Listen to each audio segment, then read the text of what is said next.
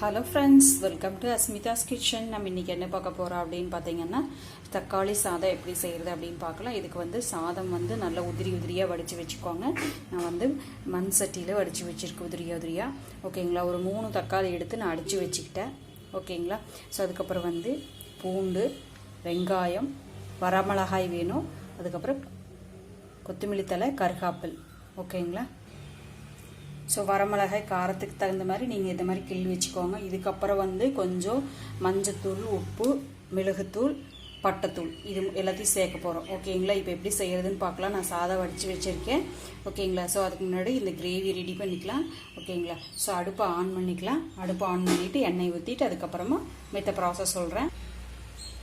So பாருங்கள், நான் எண்ணெயை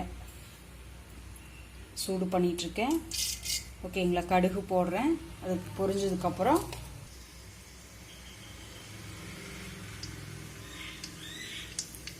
பொரிஞ்சு வருது. ஓகேங்களா, கடலைப்பருப்பு போட்டுக்கிறேன்.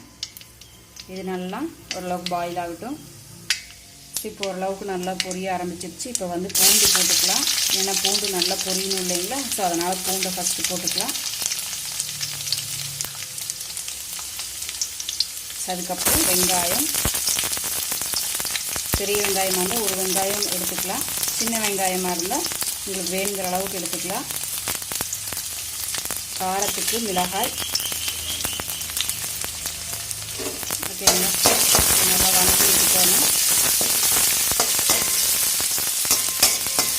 இது வந்து உங்களுக்கு லஞ்சுக்கு நல்லா இருக்குது. கொஞ்சம் காரமாக வேணும் அப்படிங்கிறவங்க கொஞ்சம் குருமிளகு அதிகமாக போட்டுக்கலாம். சூப்பராக இருக்குது. இது மாதிரி செஞ்சு பாருங்கள். ஸோ டிஃப்ரெண்ட்டான தக்காளி சாதம் செய்கிறோம். ஓகேங்களா, செஞ்சு பார்த்துட்டு சொல்லுங்கள். நார்மலாக எப்படி செய்கிறது இன்னொரு நாளைக்கு நான் செஞ்சு காமிக்கிறேன். இப்போ வெங்காயம் ஓரளவுக்கு வணங்கிருச்சு. இப்போ வந்து தக்காளி நம்ம அடித்து வச்சுருக்கோம் இல்லைங்களா, நான் 3 தக்காளி அடித்து வச்சுருக்கேன். ஸோ அதை போட்டு நல்லா இந்த பச்சை வாசம் போக வரைக்கும் வணக்கிக்கலாம். அது கூடயே நம்ம வந்து மஞ்சத்தூள், உப்பு சேர்த்துக்கலாம். இப்போ வணங்கட்டும். ஸோ பாருங்கள் ஃப்ரெண்ட்ஸ், நல்லா வணங்கிட்டு இருக்குது. ஓகேங்களா, ஸோ அதை நம்ம ஊற்றின எண்ணெய் வெளியே தெரியணும், அந்த அளவுக்கு நம்ம வந்து வணக்கணும். ஓகேங்களா, வணங்கிட்டு இருக்கட்டும். இதுக்கு இடையில நம்ம என்ன பண்ணிக்கலாம் அப்படின்னா, மஞ்சத்தூள் இருக்குது இல்லைங்களா, ஸோ மஞ்சத்தூள் போட்டுக்கலாம். பெரிய ஸ்பூன் வச்சுருந்தீங்கன்னா ஒரு 1/2 ஸ்பூன் போட்டுக்கோங்க. ஓகேங்களா, சின்ன ஸ்பூனும் 1 ஸ்பூன் போட்டுக்கோங்க. ஸோ உப்பு தேவையான அளவுக்கு.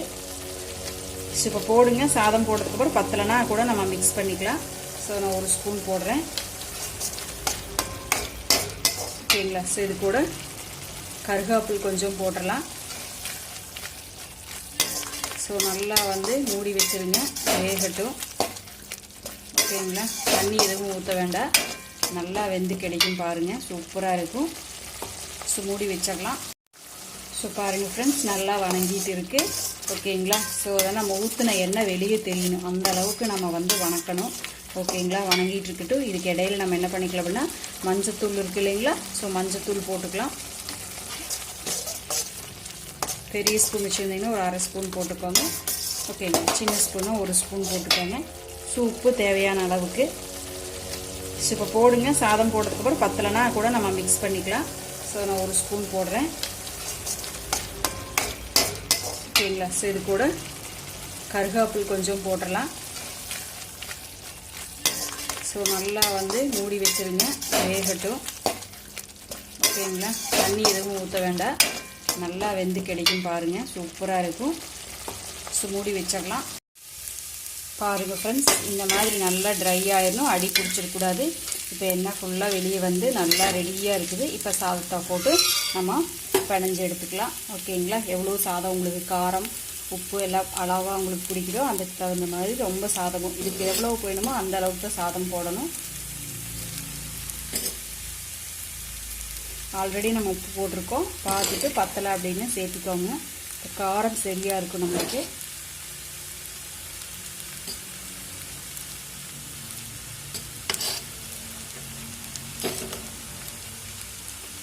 ஸோ நான் இப்போ வந்து கலக்கிக்கிறேன் நல்லா. ஓகேங்களா, ஸோ நல்லா வந்து கலக்கிக்கலாம். நான் கலக்கிட்டு உங்களுக்கு காமிக்கிறேன். ஸோ பாருங்கள், இந்த அளவுக்கு நல்லா கிளறிக்கோங்க. ஓகேங்களா. நல்லா பழுத்த தக்காளி வந்து நல்லா உங்களுக்கு வந்து ரெட்டிஷ் கலரில் கிடைக்கும். ஓகேங்களா. ஸோ செஞ்சு பார்த்துட்டு எப்படி இருக்குன்னு சொல்லுங்கள். தேங்க்யூ ஃபார் வாட்சிங். Have a happy day. So பாருங்கள், கொத்தமல்லி தலையை இப்படி தூவி விட்டுக்கோங்க. சாப்பிடும்போது ஒரு கிளறி விட்டு சாப்பிட்டுக்கோங்க. சூப்பராக இருக்குது. செஞ்சு பாருங்கள். இது கூட வடகமோ இல்லைன்னா வந்து உங்களுக்கு ஏதோ ஒரு துவையல், தக்காளி துவையலோ கொத்தமல்லி துவையலோ கருகாப்பில் துவையலோ ஏதோ ஒன்று சைடிஷ் வச்சு சாப்பிடும்போது ரொம்ப நல்லா இருக்குது. செஞ்சு பார்த்துட்டு கமெண்ட் பண்ணுங்கள். தேங்க்யூ ஃபார் வாட்சிங். Have a happy day. Subscribe பண்ணலாம், சப்ஸ்கிரைப் பண்ணிக்கோங்க.